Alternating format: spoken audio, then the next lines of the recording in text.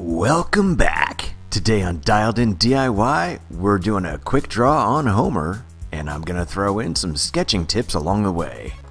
When I draw, I like to work things through in 3 basic steps. I first start with a light outline, then I go back and choose the part of it that I like the best and make that outline a little bit heavier and darker. Then I go back and either shade it, color it, or throw it into the PC to do some further editing. There is no doubt about it, over the years I've had a lot of fun drawing Simpsons characters. And many of these I've just used steps 1 and 2 to get what I wanted. But many of them I like to take a little bit further and add color and texture.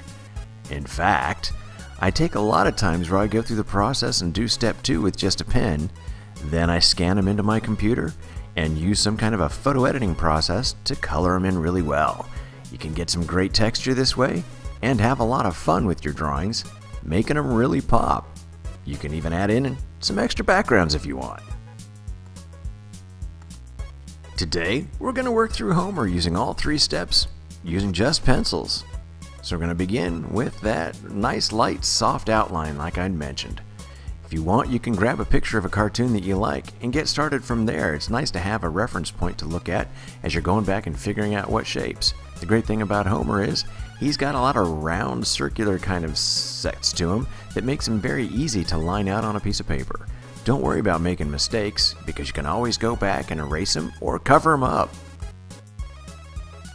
Once you're happy with your basic sketch, grab a softer lead pencil and go back and make the outline darker. Once you're done with that, it's easy to clean up with a little bit of eraser work where you'll have a nice outline that'll really make your picture stand out.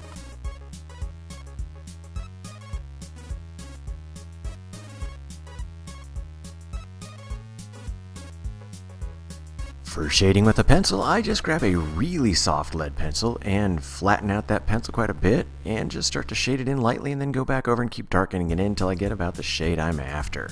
For smoothing out the shading that you did, you can buy actual blending tools that are made for this purpose, but you can also use a cotton swab and just start to brush over it like you were doing it with a paintbrush. This literally blends out your pencil shading and looks really good. In fact, you can go back after that and push a little bit harder in some areas and create a shadow effect. Experiment and have some fun. I usually use back and forth brushstroke kind of motions when I'm trying to shade this out or blend it out, but for something like this donut where I want it to look a little softer, I use a circular motion because that makes it a little bit more puffy and a little bit different of a texture. If you want to dial in that detail a little bit more, you can take your eraser, you can go back, and you can remove some of that pencil work to make highlights.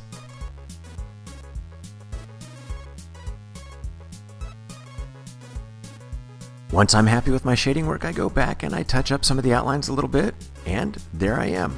I've got a complete Homer. Except in this particular drawing, I did have to go back and add in the hair after I finished taping. Oh!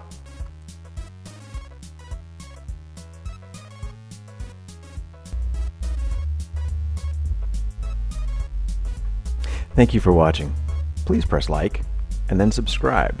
There will be more Dialed In DIY to come.